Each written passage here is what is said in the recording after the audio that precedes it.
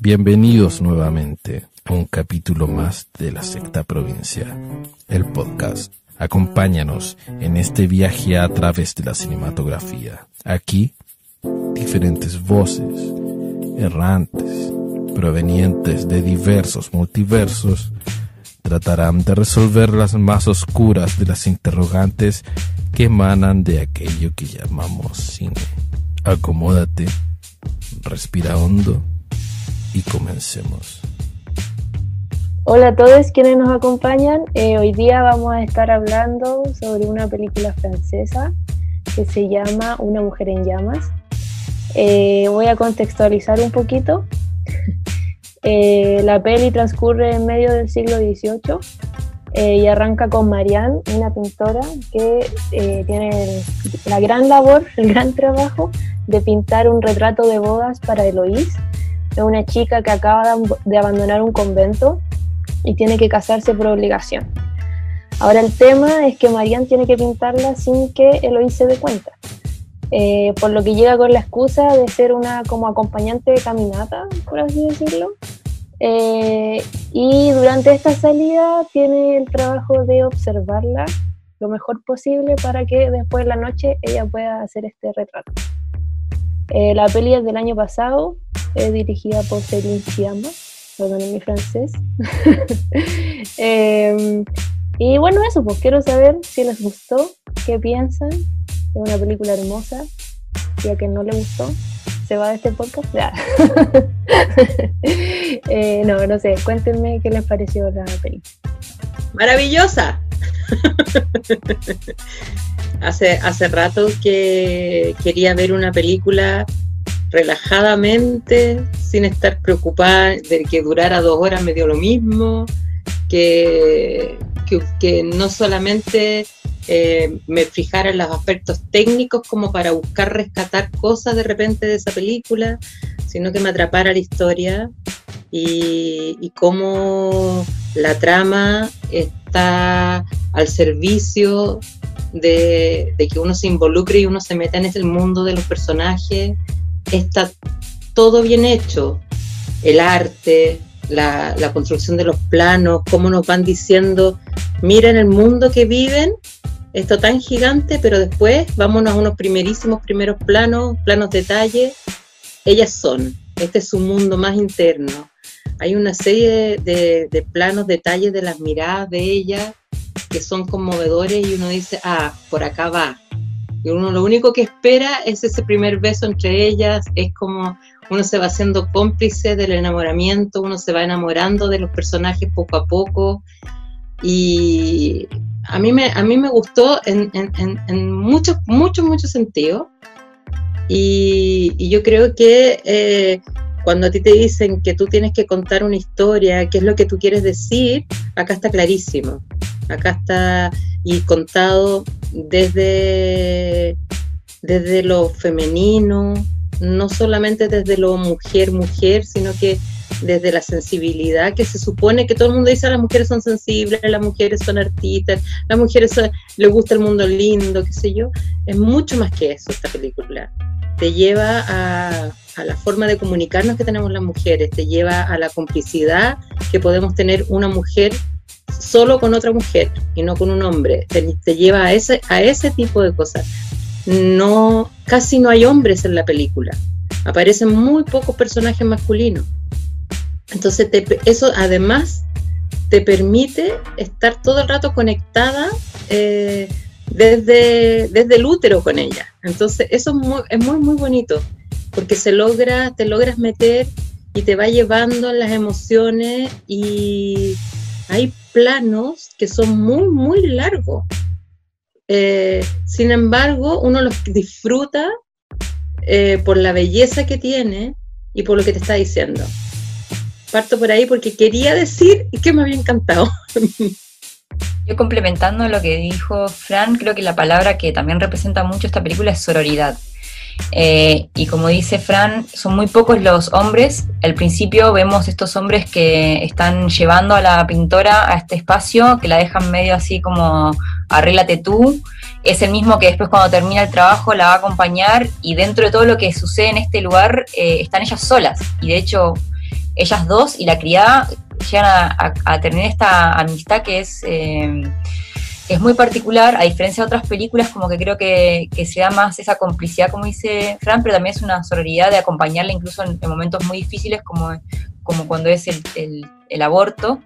Creo que retrata ese mundo también como de clases, ¿no? De estas mujeres que se juntaban en la fogata a compartir datos, hierbas. Para mí ver esa escena estas son las brujas que se hablaban, son gente que sabe cómo ayudarte. El momento del aborto es un momento, bueno, o sea, muy íntimo. Están esos niños y en ningún momento siento que hay una condena ni juzgan a ninguno de los personajes. El personaje de la mamá también es muy interesante. Ella vino de Italia y extraña mucho esa vida de la ciudad. Y yo sentí en todo momento es como que le dio un pase a la pintora sabiendo lo que iban a vivir cuando ella se fuera y decir, te dejo un par de días y después esto se acaba porque ella se va a casar y la vida continúa.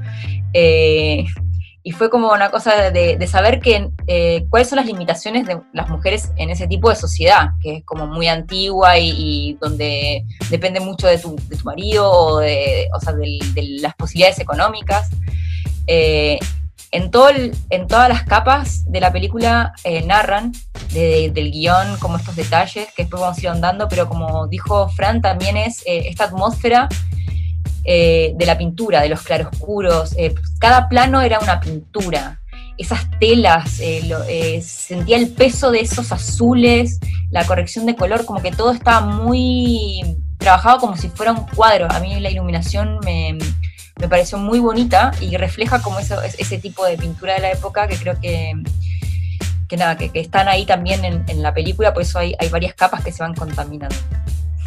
Yo no había visto la película y la conocía por el alboroto que se formó en el Festival de Cannes cuando hubo como especie de una protesta, porque en ese momento Roman Polanski también estaba nominado como la directora, estaba nominado su película y estaba nominado él como mejor director.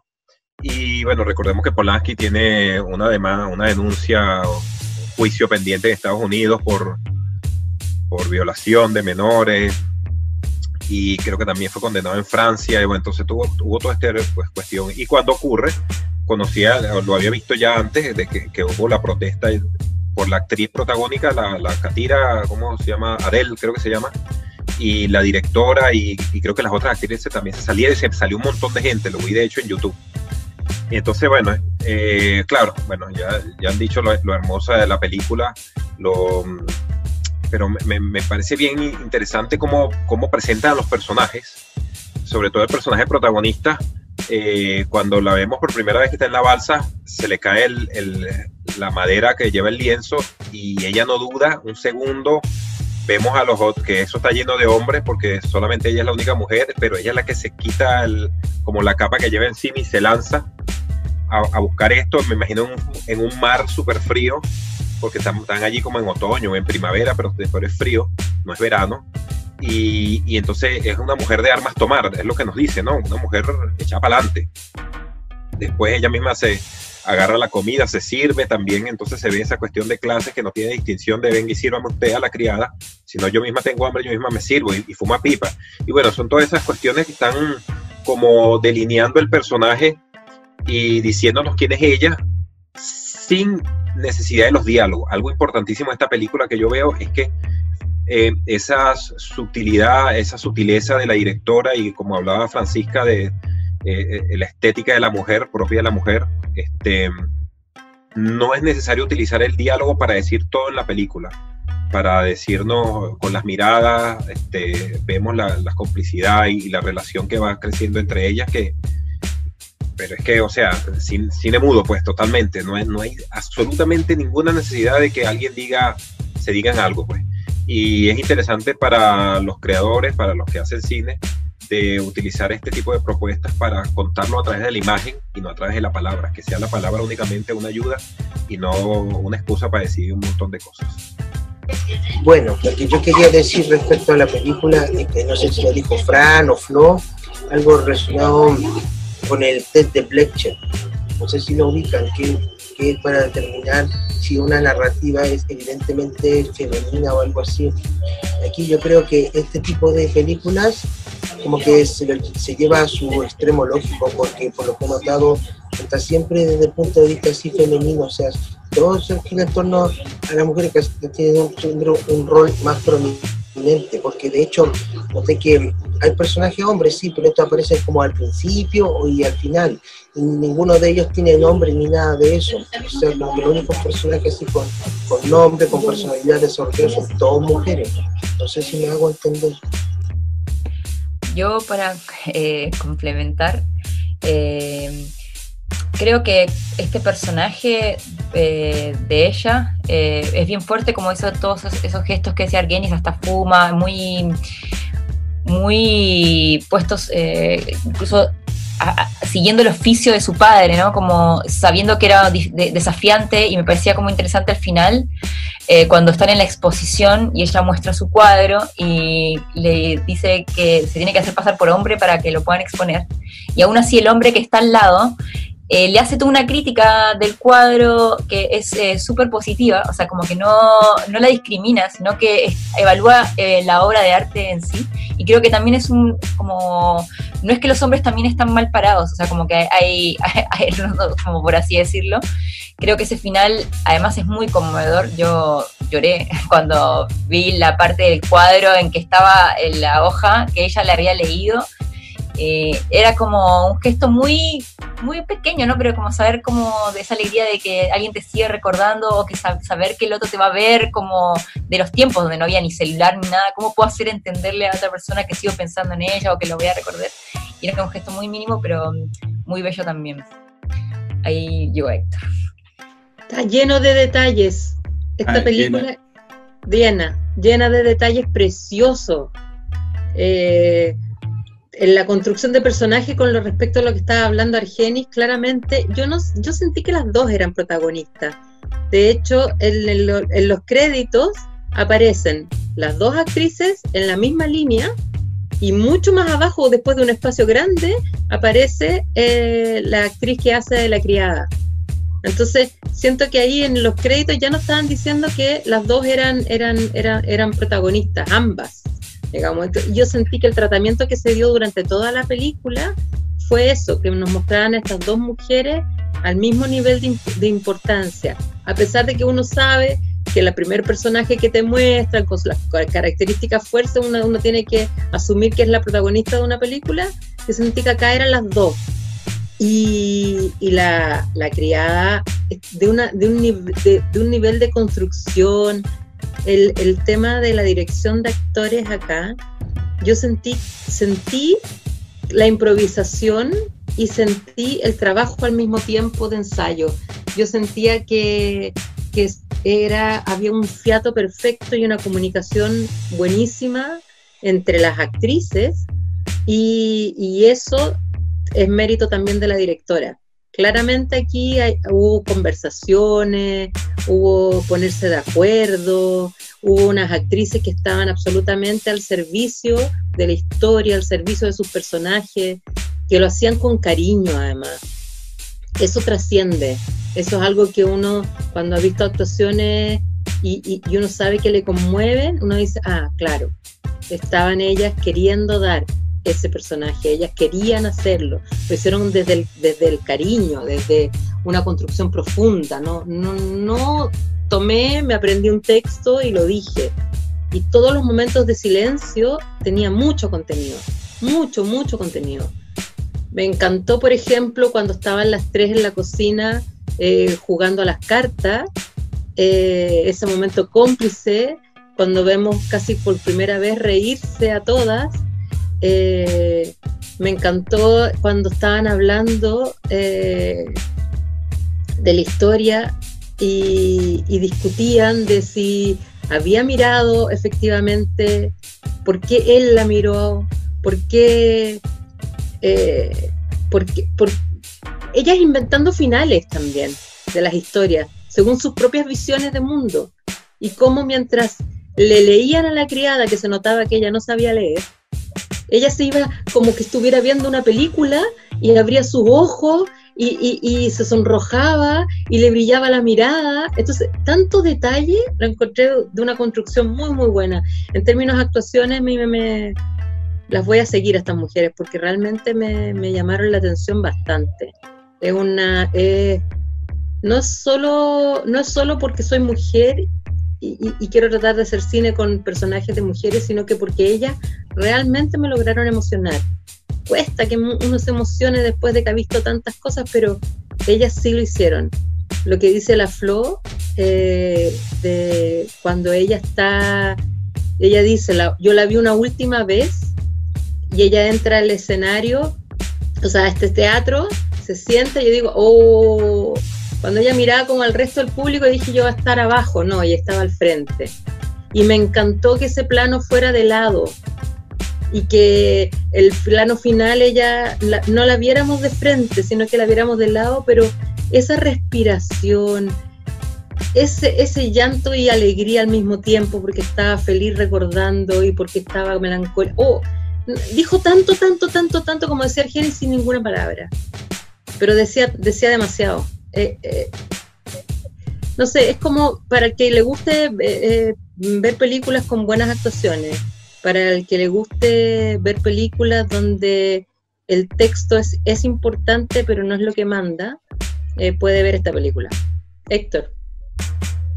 Sí, mira, tú dijiste algo de lo cual yo rescato. Yo creo que esta película lo que mejor tiene es que tiene diversas capas, muchísimas capas.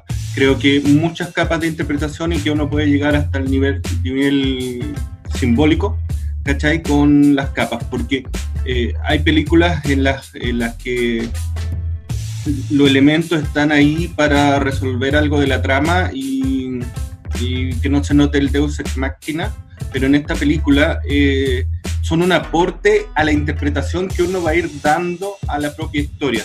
No en vano, ellos están... La historia a la que tú te referías es la historia de Orfeo y Eurídice. No es en vano, es un aporte a algunos de los elementos que también en la película están súper presentes. Ojo que la película, o la historia mejor dicho, la historia, el relato, parte ella en una barca, como cuando Orfeo iba en la barca de Caronte hacia el mundo del Hades, ¿cachai? En busca de su propia Eurídice. No es en vano que la última vez que están juntas ella va corriendo y Eloíse le pedía, date vuelta, mírame, tal como Eurídice le pide que la observe a ella. No es en vano los colores que usan cada una de la vestimenta, porque Eloíse de repente va a estar en verde, de repente va a estar en azul, la protagonista como está en rojo, después tiene el azul de Eloíse.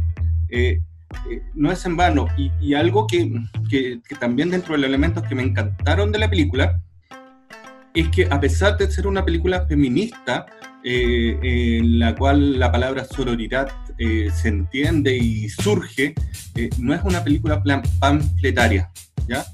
Aquí no es lo masculino es lo malo. De hecho, en la película no hay elementos que uno puede decir un antagonista villano típico, que es lo que harían en una película hollywoodense, que podría ser la mamá, que podría ser el novio, que podría ser el papá de la protagonista. No, acá los hombres son hombres y son otro tipo de mundo, viven en otro terreno que no es el terreno de las mujeres, ¿ya? El hombre no es villano, es otra persona, y aquí no cabe, estamos hablando de nosotras, y en ese sentido la película no entra en la categoría de una película panfletaria como uno va a encontrar de repente en algunas películas que sostienen una postura, ¿ya? Y eso me encantó, porque te permite verla y te permite a aquellos que piensan que el feminismo es contra la masculinidad, te permite entender, oye, ¿sabes qué? Mira, aquí hay argumentos de peso que te muestran que estás equivocado y que no corresponde a ese tipo de pensamiento. En la película también el aquelarre, ese encuentro de puras mujeres no es un encuentro cualquiera, es el aquelarre. A mí me recordó mucho el final de La Bruja que hablamos en el capítulo anterior, porque es eso, es un encuentro solo de mujeres en torno a una fogata y a compartir entre ellas. Y ese momento del canto que me volvió loco fue un canto a las diosas paganas que las protegen a las mujeres. Es muy buena película, muy, muy bella y, insisto, de muchas capas que ojalá podamos seguir hablando después de las otras capas que son importantes. Sí, bueno, quería conversarle acerca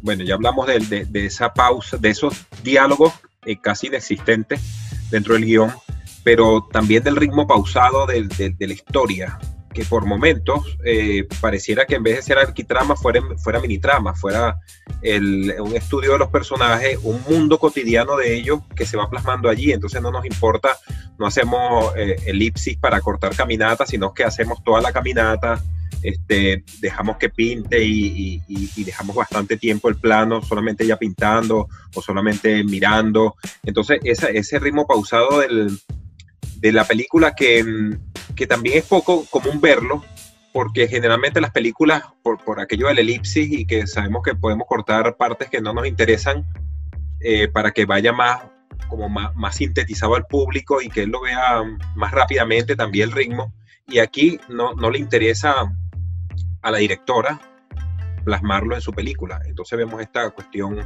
esta tranquilidad. También lo que habían hablado acerca de la paleta de colores está bien definida como una paleta de colores fría, donde vemos muchos azules. De hecho el vestuario tanto de la mamá como de la Eloís son azules, pero el de la otra protagonista, Marianne, es rojo. Entonces es ese elemento que viene como a trastocar el mundo de esta frialdad, podríamos decir, para cambiarlo. La misma iluminación que dentro de los interiores es una iluminación diegética, porque en ese momento no existía la electricidad, aquí lo utilizan con una iluminación diegética a través del fuego, que está muy presente en todo, de hecho hasta el mismo nombre, el fuego y las velas.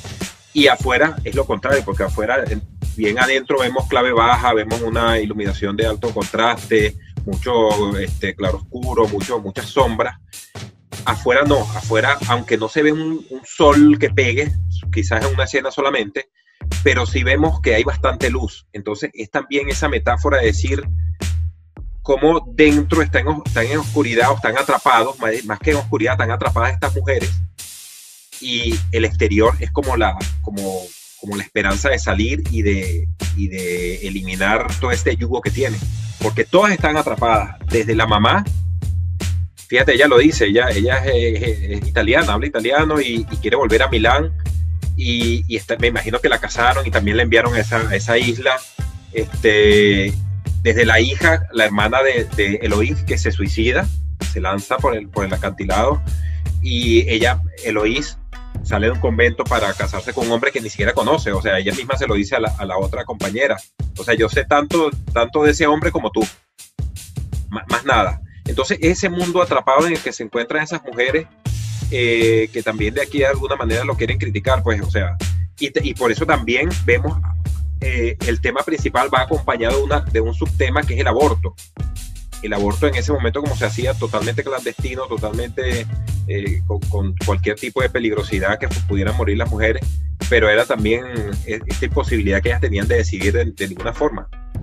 Entonces es como la directora utiliza ese pasado, ¿verdad? O el pasado ya 2-3 siglos, para decir lo que no debería estar ocurriendo ahora. O sea, ese es el contraste para un mundo abierto, un mundo donde la igualdad de género sea, o sea, ya ni siquiera de discutirlo, o sea, ni siquiera de discutir tanto el derecho que tenga la mujer de opinar y de hacer lo que quiera, que ya no cabe ni siquiera discusión. Bueno, tanto la actriz, de hecho la actriz y la directora fueron pareja, y para esa película ya estaban separadas, pero se conocían muy bien, ¿no? Ambas pertenecen a la comunidad LGBT.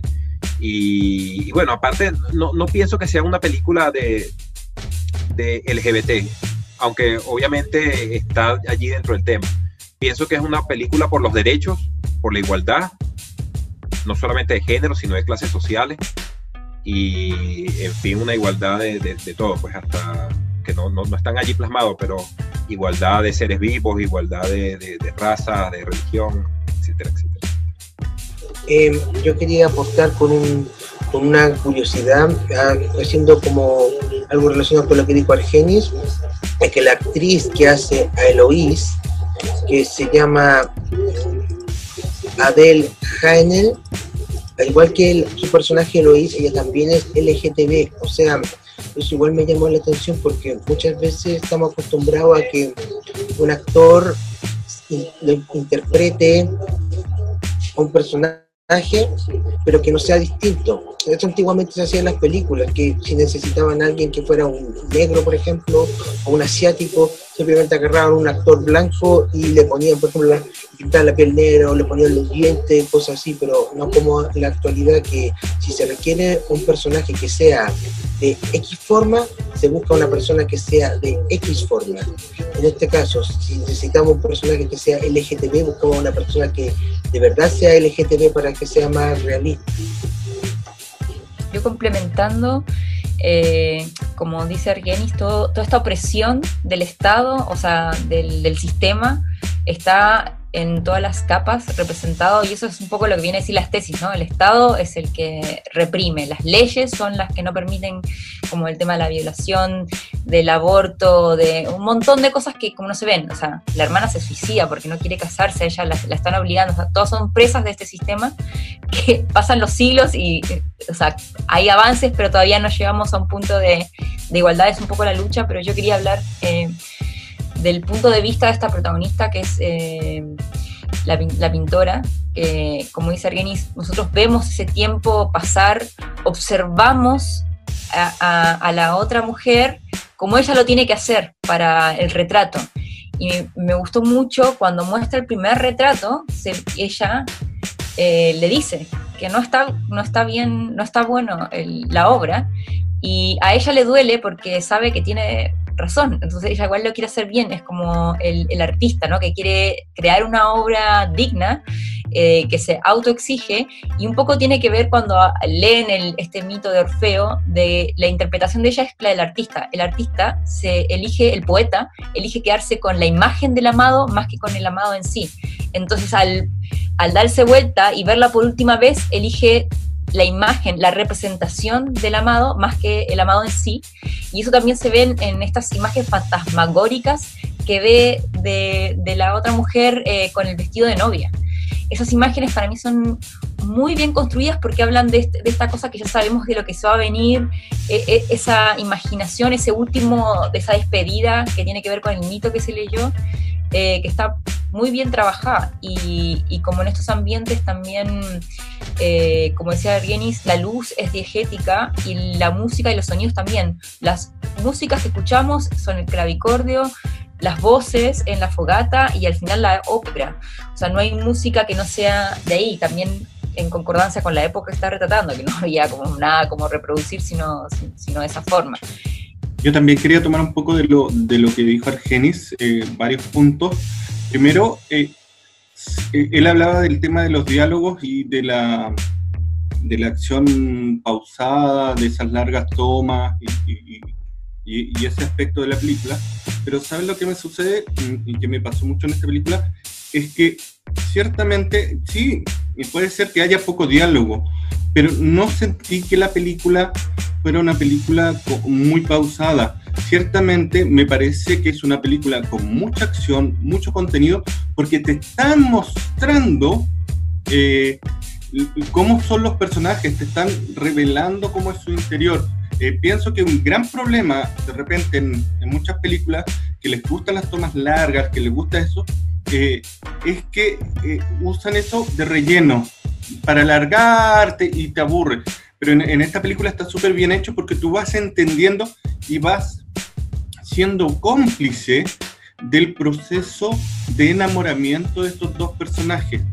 Vas entendiendo cómo se van acercando y vas junto con ella experimentando los momentos en que se van a besar. Y justamente en la escena, que me pareció muy graciosa, la escena en que hablan de cuando sintieron la primera vez las ganas de besarse, creo que podríamos hacer los 6 ahora el mismo juego y cada uno tendría un momento distinto de cuando uno sintió que ellas se quisieron besar. ¿ya? Porque también, eso también estaba dentro de todas estas acciones en las que no es que no ocurriera nada, sino que simplemente no se decían las cosas, te las mostraban y te las iban revelando poco a poco. Y en tal sentido, eso hace que esta película sea, me gusta hablar de dos personas porque tampoco la siento una película LGTB. Creo que pudo haber sido, y por eso digo que no es panfletaria, pudo haber sido un elemento que lo usaran mucho para vender en la película, y hemos tenido muchas películas que venden y que transforman al personaje a LGTB solo para vender, pero en esta película no, porque no es el tema. Por eso son dos personas que se enamoran.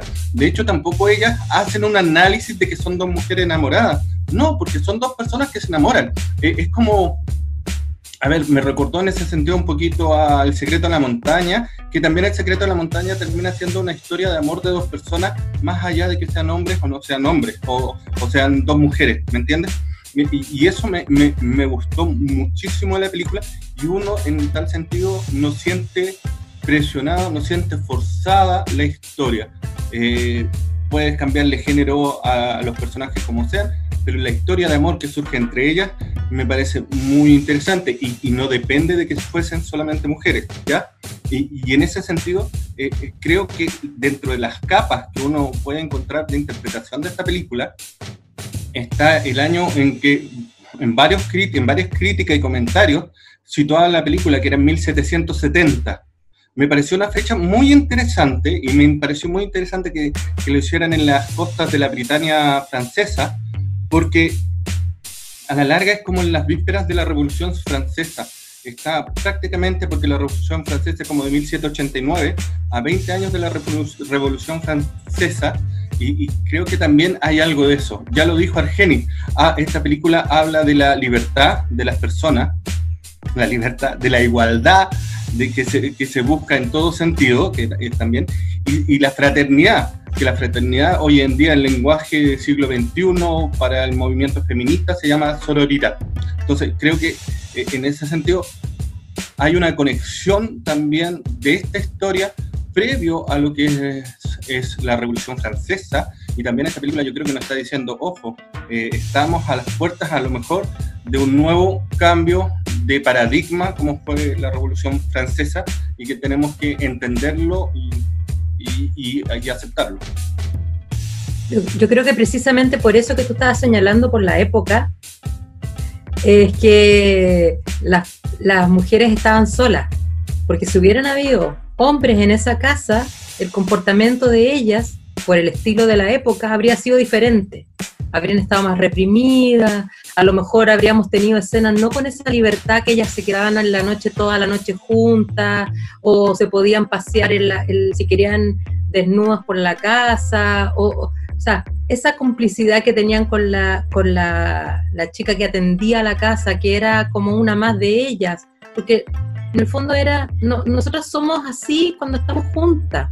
Las mujeres en esa época tenían que guardar una cantidad de normas y apariencias. Si hubieran habido más hombres presentes en la película, las mujeres no habrían tenido esa libertad de mostrarse tal cual. Y entonces eso es precioso.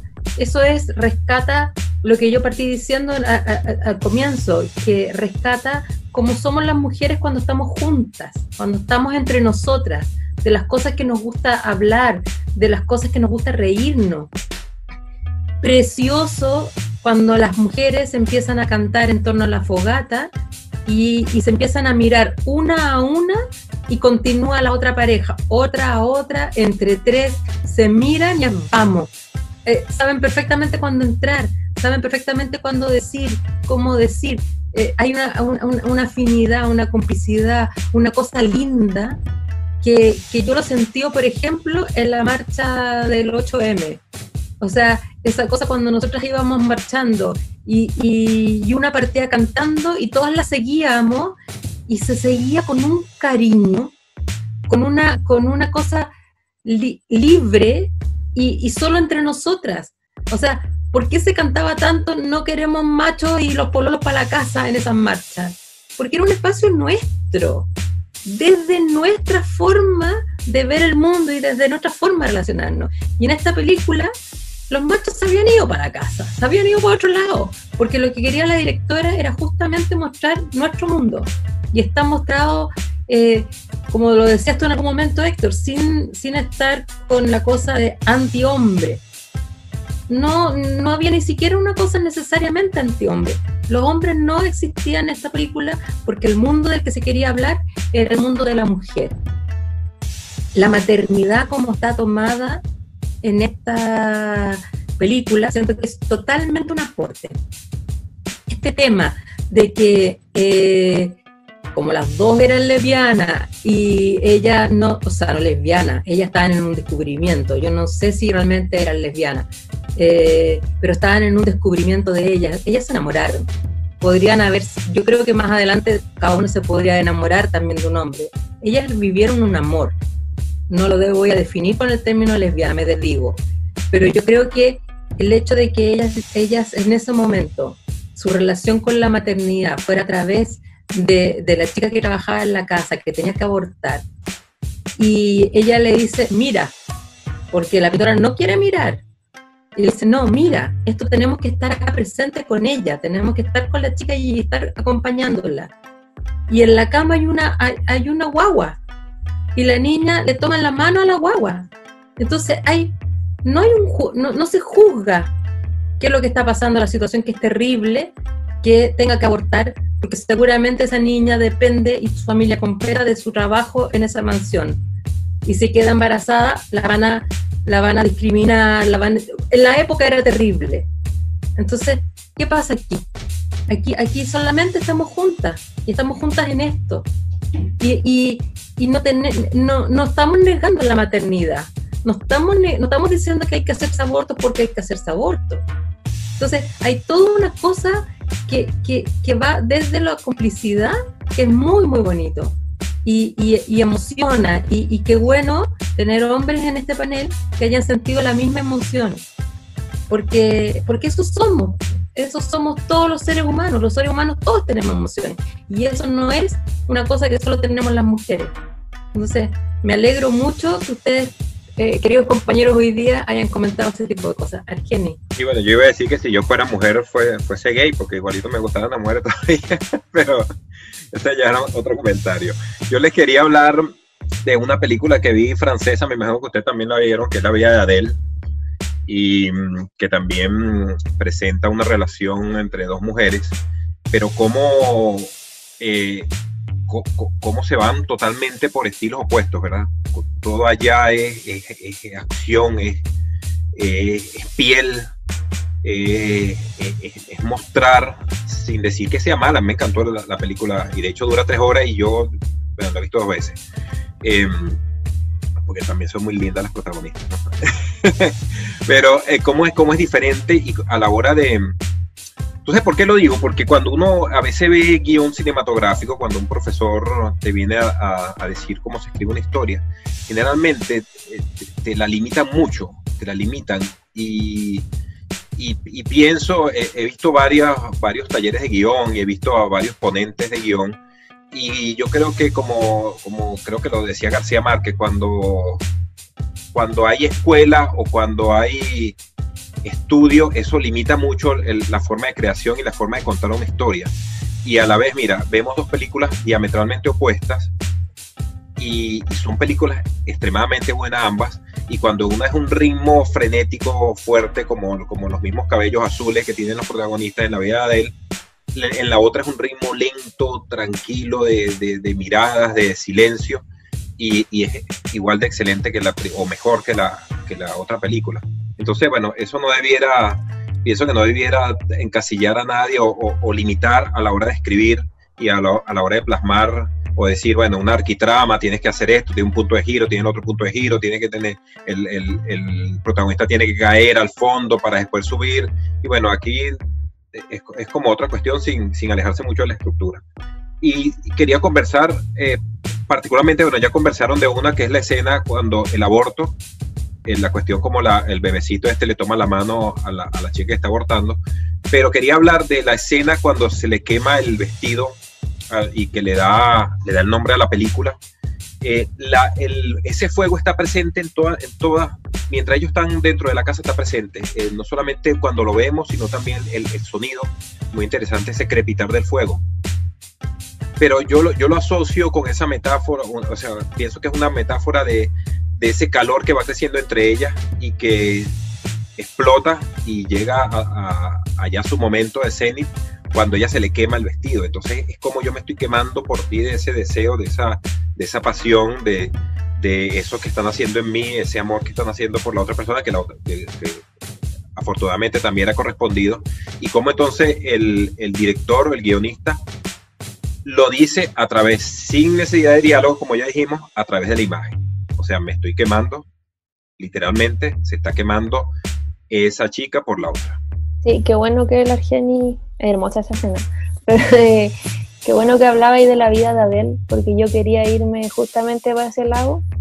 Me carga esa película. Yo creo que esa película me cagó un poco las películas con temática LGBT, porque, a ver, estos días como que he estado tratando de pensar me he quedado un poco pegada con lo que hablábamos en el capítulo anterior, de cómo las mujeres retratan la sensualidad, y me parece, bueno, esta es una película súper sensual igual, y creo que ya, la vida de Adele en su momento creo que fue bacán porque fue súper transgresora en el mostrar, por ejemplo, una relación sexual entre mujeres explícitamente y por demasiado tiempo, innecesariamente, gratuitamente, por mucho tiempo. Y creo que se siguió un poco por harto tiempo con esa línea, ¿cachai? Entonces a mí como que me surge esta contradicción de en qué momento el director deja de ser artista y lo hace como gratuito, en el sentido de que ya estáis transgrediendo y estáis mostrando esto, pero el gallo fue acusado por las mismas actrices de que era un abusador y cosas horribles, ¿cachai? Entonces como igual pasaría a llevar a los actores y actrices.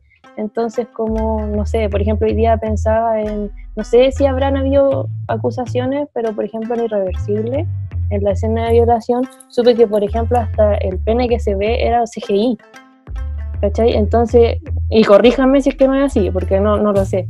Me da la sensación que ahí estáis diciendo algo fuerte, pero estáis respetando a los actores, y sin necesidad de pasarlo a llevar, ¿cachai? Entonces eso a mí es algo que me hace mucho conflicto, en especial con la vida de Adele, y que siento que la vi igual, creo que cuando salió, igual era harto más chica, y me creó ese prejuicio inmediato, ¿cachai? De que todas las películas LGBT como que se van para ese lado, ¿cachai? Que lata, y no pasa nada, ¿cachai?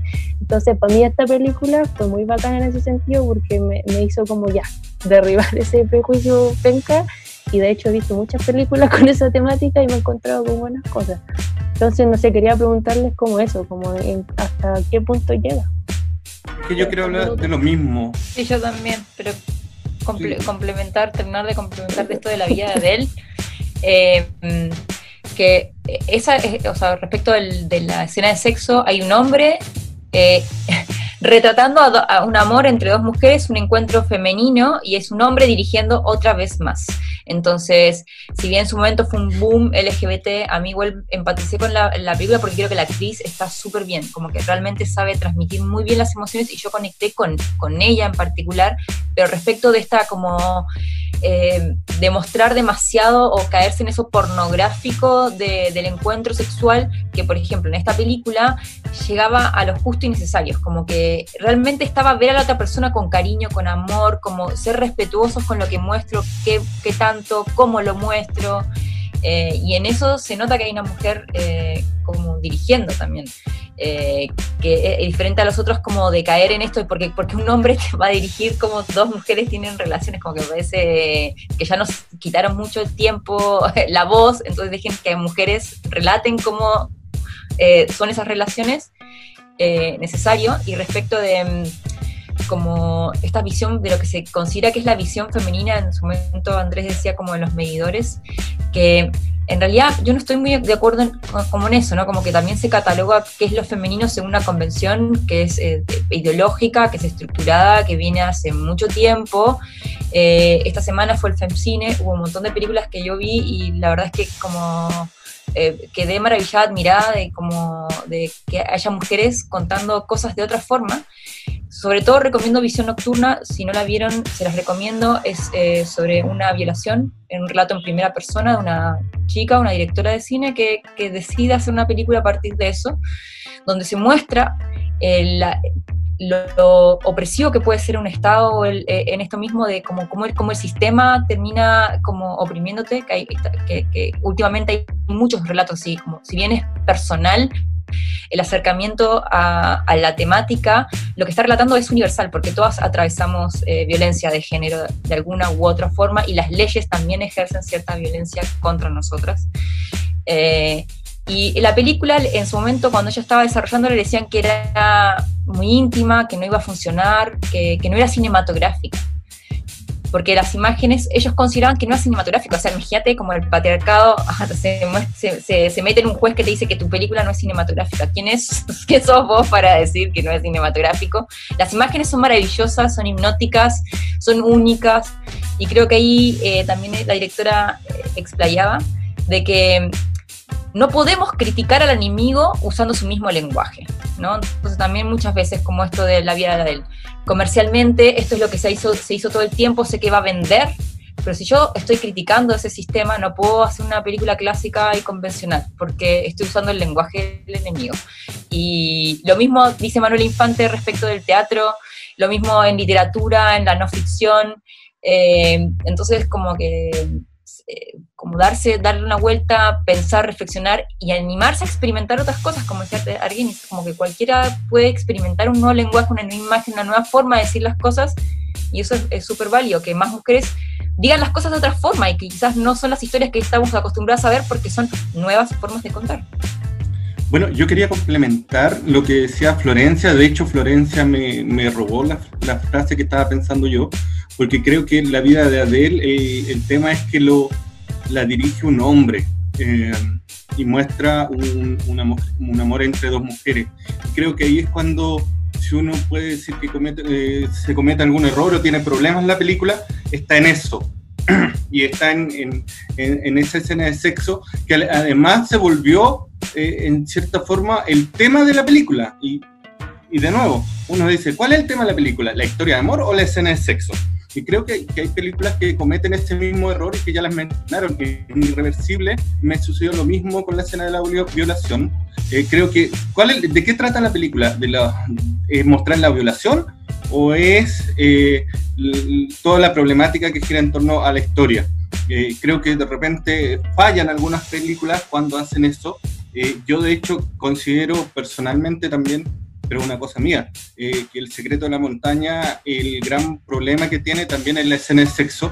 Creo que es una escena de sexo que todavía no la entiendo, incluso no la justifico, y creo que eso es lo que me gustó muchísimo de esta película, que incluso no es que yo la considerara que fuera educada frente a sus personajes, a sus actrices, sino que considero que se dio cuenta de que cuál es su tema, y su tema no era mostrar la escena de sexo, sino que su tema era la sensualidad, la forma en que dos mujeres se enamoran, independiente de que se enamoren de otra mujer, sino que simplemente cómo se enamoran, y cómo es su tema. Y creo que ahí, y ese era un tema que le quería también comentar a Argenis y a la gente que ha hablado del tema del guión, es que en esta película hay ciertos aspectos que te enseñan en guión y que sobre todo va con la manera de la escritura clásica y que uno podría decir son defectos del guión, son el cliché que se usa hoy en día, son vacíos de guión, que son temas que no se resolvieron en la historia, como son algunas de las preguntas, ¿quién es el papá de la guagua de la niña que se hace el aborto? ¿Quién es el papá de Marianne? ¿Por qué no se muestra? ¿Qué pasa con el novio de Eloís? ¿Cuál es su postura? ¿Cómo es que llega Marianne a donde está Eloís? ¿Por qué ambas protagonistas no luchan contra su destino? Yo, de hecho, me imagino a un analista de guión o a un profesor, como decía Argenis, si uno le presenta este guión así, te dirían, no, es que eso tienes que resolverlo, es que eso tienes que exponerlo, es que eso tienes que contarlo. ¿Cómo puedes presentarme un guión donde esos temas no estén resueltos? Y ciertamente creo que en esta película son las fortalezas de este guión.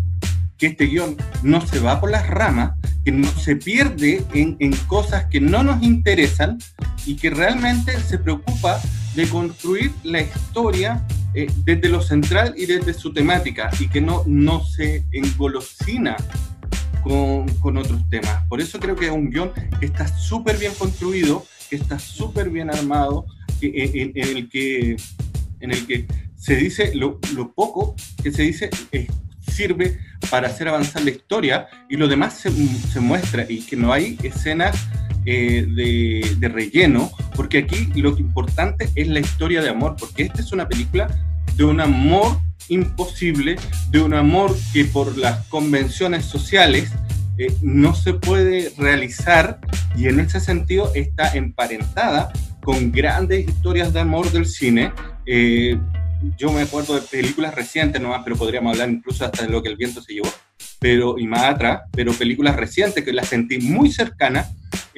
Los puentes de Madison, una gran película romántica que te hace llorar a mares, de un amor imposible, a lo mejor muy lacrimógena, demasiado armada para llorar en los puentes de Madison, sí, pero una gran historia de amor, no lo podemos negar. La misma El secreto de la montaña, también una gran historia de amor. Si uno saca esa escena de sexo que a mí me molesta, es una historia de amor. Yo lloré mucho viendo los puentes de Madison, y lloro cada vez que la veo.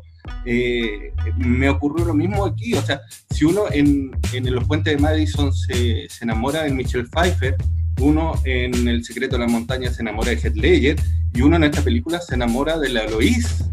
Uno también se enamora de ella. Entonces creo que eso es lo que me encantó de la película, que es una historia de amor donde no se engolosina con todos los aspectos, sino que va a lo central. Por eso podríamos decir que es una trama mínima, no se engolosina con otras cosas. No creo que sea trama mínima, pero uno puede decirle en ese sentido que el tema que le interesa se va por ahí y lo trata bien, y lo hace y lo trata bien, y creo que aquellas cosas que no trata no son vacíos de guión, es todo lo contrario, es porque sabe que no tiene que irse por otros temas, que esos son los temas importantes. Esta película trata sobre eso, sobre estas dos mujeres que están en un momento en la sociedad muy particular en el que se encuentran.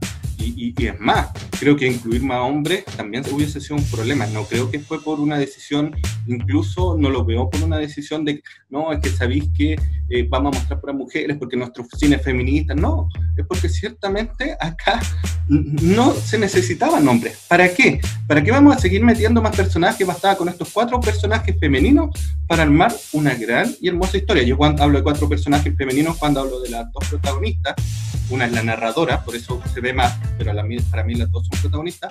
La mamá, que tampoco es una villana, es otro personaje más, y la sirvienta, la chica que les da de comer. También es una gran película en ese sentido. Es, entre paréntesis, Meryl Streep, Puentes de Madison, no Michelle Pfeiffer.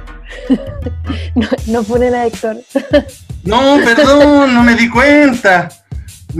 Ya, sí, es la Meryl Streep, y me enamoré de la Meryl Streep. La Michelle Pfeiffer me enamoré en Madame Ball, sí.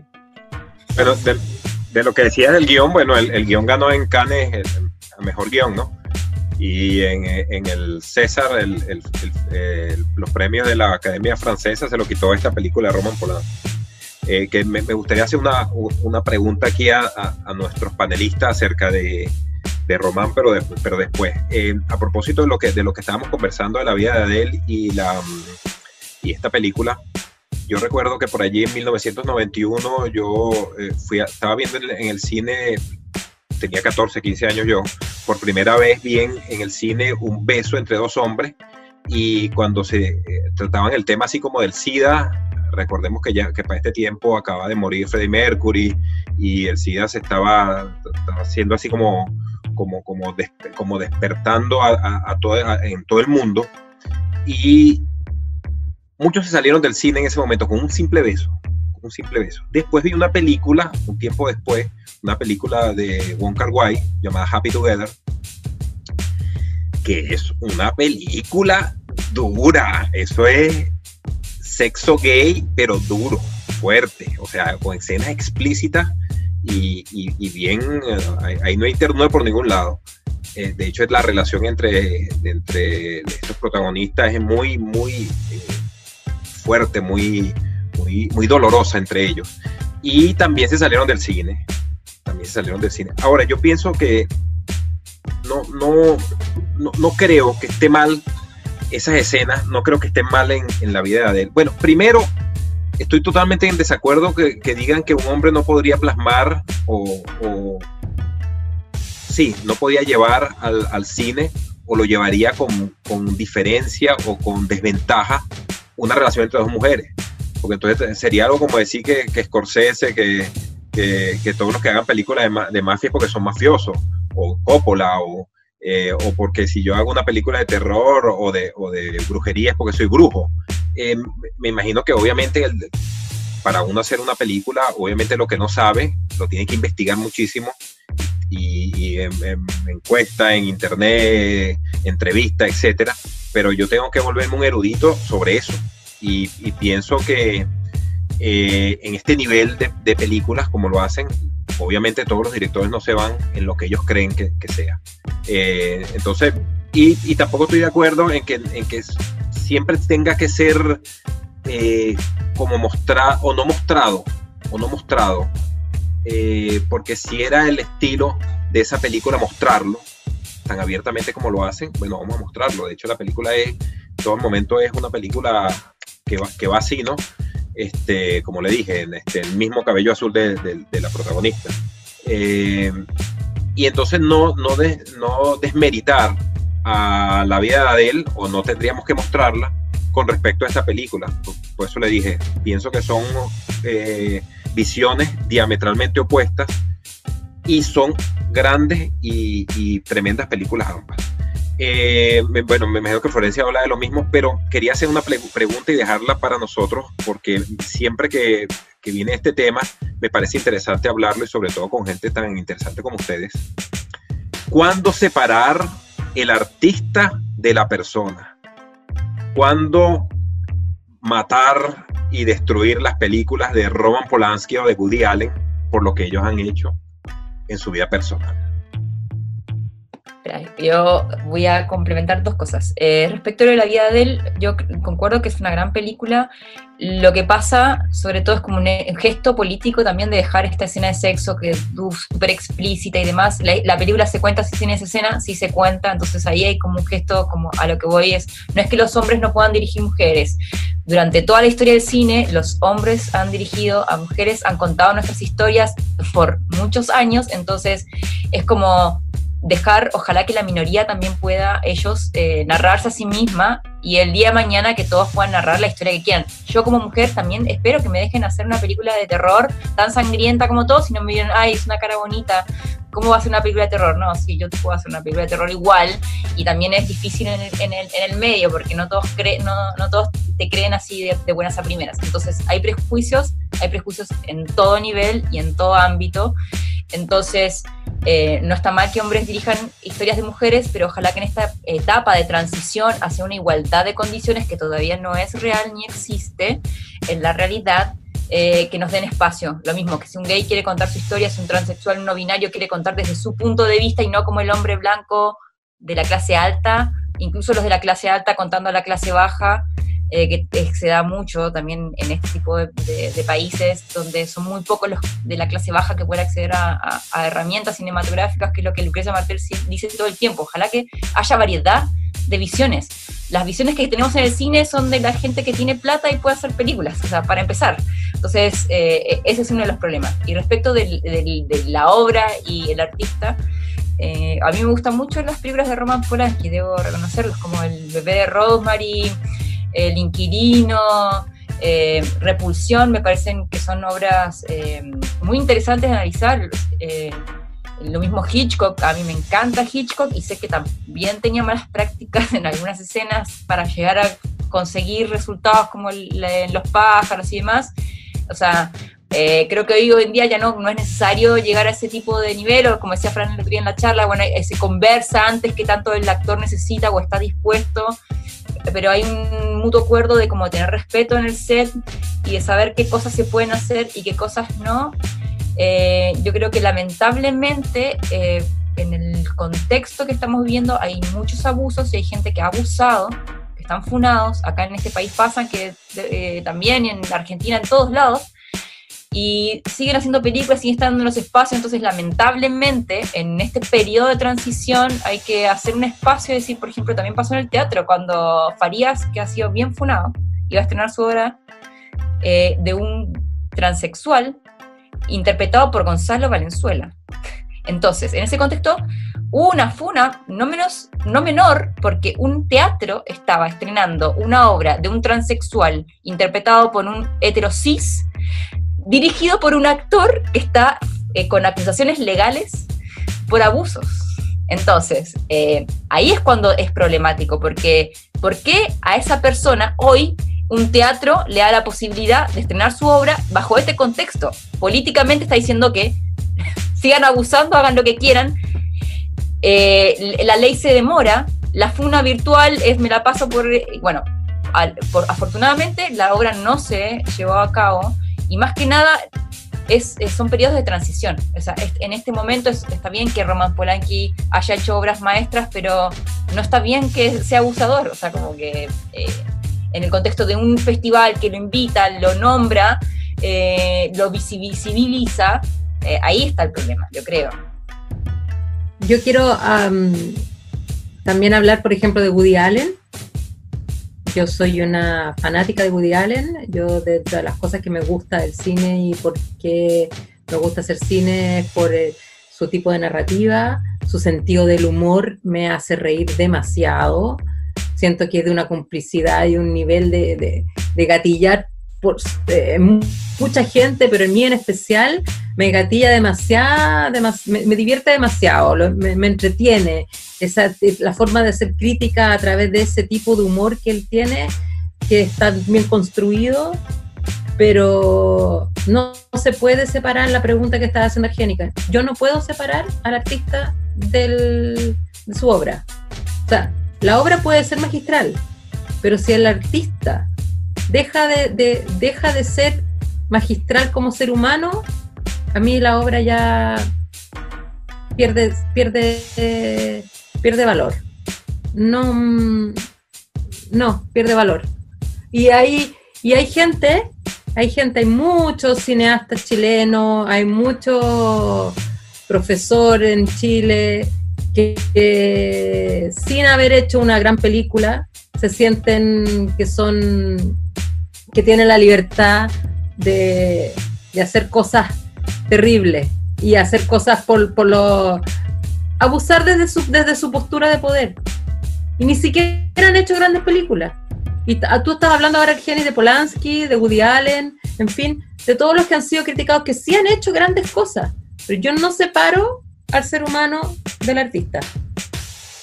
El artista debe entregar de su alma, y si su alma está podrida, la obra también se termina pudriendo. No la puedo separar. Eso me pasa a mí, no sé qué van a contestar los demás. Sí, a mí me pasa lo mismo que a la Fran. Me cuesta mucho separarlo. Me pasa, por ejemplo, creo que con el que más me ha pasado fue con Michael Jackson. No puedo, o sea, lo escucho y es como inevitable acordarme, sea o no real, las imágenes del documental. ¿Cachai? Como que es inevitable. Solo es que considero que el tema de la pregunta es complejo, ciertamente porque, ¿sabes qué es lo que ocurre? Tendríamos que empezar a eliminar una serie de películas, no solo de películas, sino de obras en general, que hay muchos autores que no son de los trigos muy limpios. O sea, yo estoy pensando y estaba buscando ahora el surgimiento de una nación, o nacimiento de una nación, de Griffith, que es aterradoramente racista, que dejan al Ku Klux Klan como los grandes salvadores de Estados Unidos. Entonces, dentro del contexto actual, tendríamos que sacarla porque, claro, pues, y se nos quedaría un vacío de lo que es la historia y la evolución del cine. Creo que Catalina menciona súper bien a Michael Jackson. Creo que tendríamos que sacar a un personaje que fue clave en el pop de los 80. El problema con Polanski es que el problema de Polanski es que siento yo es que además escapó de la justicia. Entonces es como que es peor todavía. Entonces eso me jode. Respecto de Woody Allen, creo que aquí ocurre una cosa, que Woody Allen, una parte de la familia de Woody Allen tiene una postura y otra parte de la familia de Woody Allen defiende a Woody Allen y dicen que Mia Farrow inventa cosas y inventó cosas y era la que realmente abusaba de los hijos. Entonces, chuta, tendríamos que sacar también a todas las películas en que está la Mia Farrow. Tendríamos que eliminar a todas las películas de la Miramax, porque ¿cómo se llama? Harvey Weinstein las produjo. O sea, tendríamos que eliminar desde Pulp Fiction hasta la misma película que nosotros vimos hace poco, que era Smoke. Tendríamos que eliminarla. Tendríamos que muchas, o sea, te estoy hablando, y en el fondo, cuando yo estoy hablando de una película, no estoy premiando al artista. Mira, ¿cómo se llama? En el surrealista, Dalí también, no era una persona de los muy limpio, también tendríamos que eliminarlo dentro de la pintura. Me parece que sí hay que darle el contexto al artista, y eso te va a permitir entender mejor de la obra. Creo que te va a permitir y te va a dejar más claro quién es el personaje, e incluso si un buen análisis de una obra te va a permitir, creo yo, ayudar a este tipo de situaciones. O sea, yo creo que si uno pesca bien las obras de Woody Allen, va a poder entender que todas sus películas hablan de sus propios traumas, hablan de sus propios problemas maritales, hablan de sus propios problemas de pareja, y hablan de este tipo que a lo mejor, claro, de sus problemas mentales, de este tipo que está en eso. Entonces creo que también sería bueno. Tendríamos que eliminar incluso películas, a lo mejor porque consideramos que, o libros que porque por política uno podría decir, ¿sabes qué? No son buenos. Escucha, eliminemos Mi Lucha, o lo leímos porque es bueno leer Mi Lucha para entender el nazismo.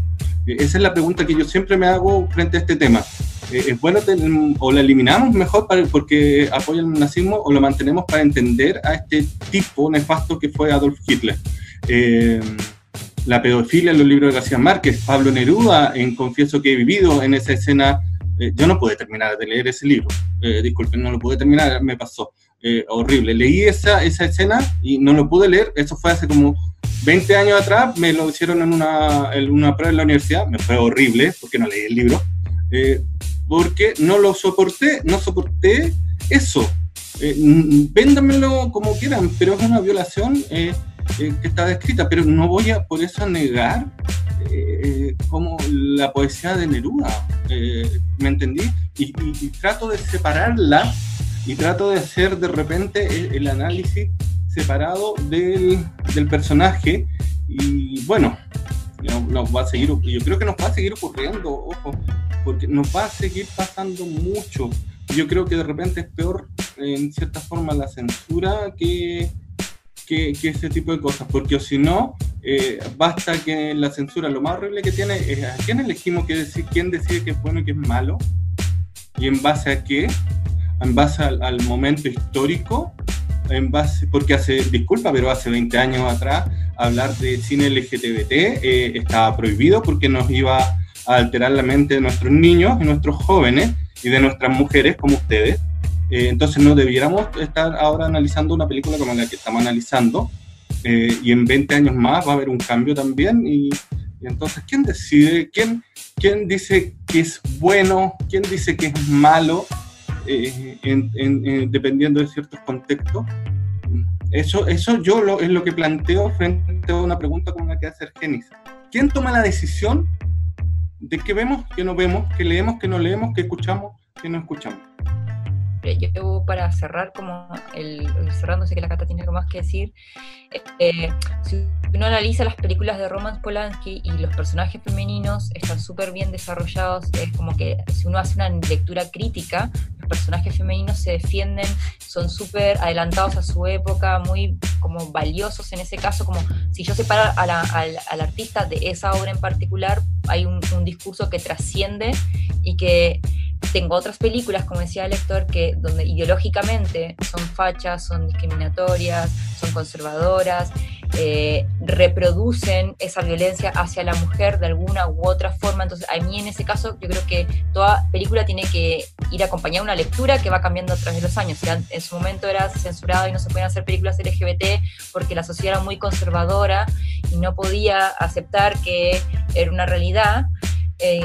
Bueno, hoy en día sí, y están cambiando sus parámetros, por eso también las lecturas sobre los discursos, y ahí entra como también ente de financiamiento, qué cosas se van a financiar, qué discursos pasan ese filtro, cuáles, si hay cuotas o no, porque también hay un tema que trasciende solo el cine, sino que es en todas las ámbitos. Los que están en los círculos de poder y los que toman decisiones son hombres y reproducen un discurso machista en muchos sentidos. Entonces ahora como que la pelea es discursiva de ojalá no replicar esos discursos en las películas, porque eso genera una realidad, el lenguaje genera realidad. Y eso es como nuestra tarea como mujeres en la actualidad, donde estamos yendo a un cambio de como una igualdad, hablaban de irreversible, hay una violación y entonces la violación pasa a ser como lo anecdótico de la película más allá de lo otro que sucede, y es ¿por qué se nos pone en ese lugar donde seguimos siendo un objeto de ser violado y violentado? ¿Por qué lo siguen mostrando? O sea, la película de ahora, la fiesta de silenciosa, ¿por qué mostrar? Es como, no hace falta, ¿entendés? No es necesario. Entonces ahí, si uno contrapone con otro discurso que está contando una mujer que vivió su experiencia, cinematográficamente hay otras formas de narrar. Entonces, entiendo que es difícil.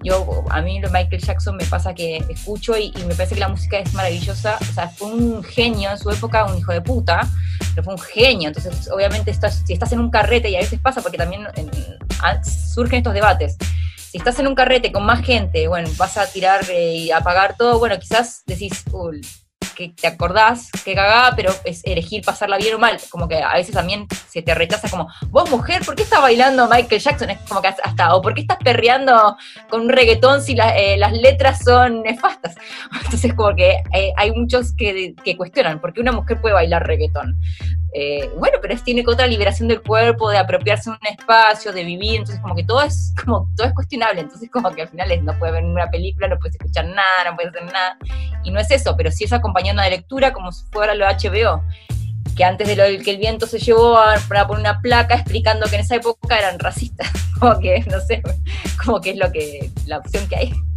Sí, para terminar, claro, yo no sé si hay que eliminar como las obras de estos personajes, porque me parece importante verlas sabiendo, como decían ustedes, pero sí me parece que no hay que celebrarlos, ¿cachai? Como en esta situación de Polanski, me parece terrible que le hayan dado un premio sin importar de cómo haya sido la película. Me parece que como que hay que dejar esa pantalla a estos personajes y exponerlos tanto y hacerles tanta publicidad, porque no podéis celebrar a alguien que se está saliendo con la suya, por así decirlo.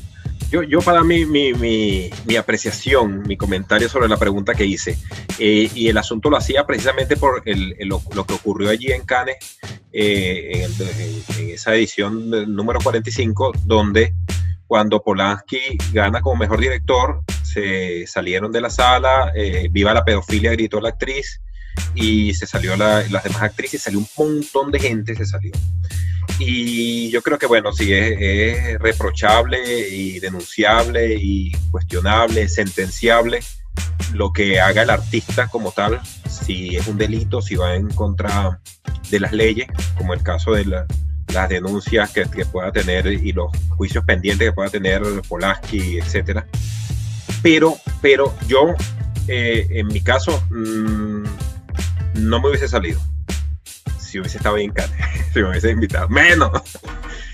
No pienso, y yo hubiese aplaudido a Polanski como mejor director. De paso tiene 85 años, en ese momento tenía 85 años, pero tiene 86, y porque precisamente eso, porque hubiese diferenciado entre la persona y la obra de arte. De hecho, la obra de arte no es solamente de él, sino todos sabemos que es un equipo, y entonces destruir la obra porque la hizo Polanski, bueno, y los demás, el fotógrafo, el de arte, etcétera, etcétera, etcétera. Yo me hubiese quedado ahí sentadito.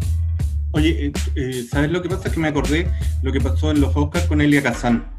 Elia Kazan, que participó en la cacería de brujas del macartismo, y se le celebró a Elia Kazan su obra en los Oscars y se le dio un Oscar honorífico, que también fue en su momento, estamos hablando hace 20 años atrás, también fue un momento muy comentado, y creo que también ahí se tomó una buena decisión, que fue que la mitad del público asistente ahí no aplaudió y no se paró.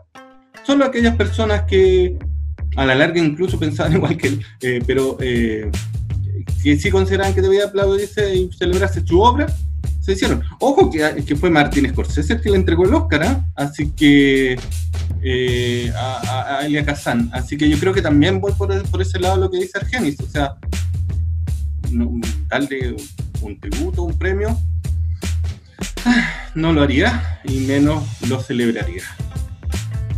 Bueno, pero nos alejamos un poco del romanticismo, de la sensibilidad, de la hermosura de la película que estábamos comentando hoy día, porque nos apasionamos, porque no toleramos la injusticia. Porque la película era pasión también. Sí, somos un colectivo que está trabajando y está tratando de que las cosas sean más equitativas, que haya más equidad, estamos todos de acuerdo, pero hoy día estamos comentando una película maravillosa, linda por donde se le mire, linda en el arte, linda en la fotografía, linda en la actuación, linda en la trama, linda la dirección, o sea, detalle, puedo ser, a pesar de que estamos terminando y estoy diciendo lo bella que es, no me gustó el maquillaje, por ejemplo, pero es un detalle tan mínimo. Encontré que había momentos que estaba sobre maquillada las protagonistas, pero son detalles que son sutiles, así como que uno ya se pone quisquillosa, pero que la disfrutamos y que invitamos a toda la gente que está escuchando este podcast que se vaya a ver esta película si no la ha visto aún, que corra a buscarla y la encuentre porque vale la pena. Y no sé, yo soy mamá y a mi hija ya le dije que la tenía que ver, y tengo hermanas y también se las voy a compartir porque es una película que refleja absolutamente lo que es el mundo sororo. Así que muchas gracias, Cata, por habernos recomendado esta película hoy día.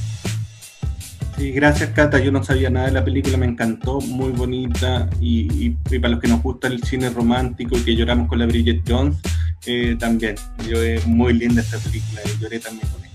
Gracias, Cata. No sabía nada, así que tiene 5 corazones esta película, aprobada absolutamente. Ya, vamos despidiendo entonces. Nos encontramos la próxima semana. Chau. ¡Nos vemos! Y hasta aquí el capítulo de hoy. Agradecemos tu compañía. Y si has disfrutado de este humilde programa, no olvides suscribirte para que estés al tanto de las novedades de la Sexta Provincia. Te esperamos en un próximo capítulo. Buen viaje y hasta pronto.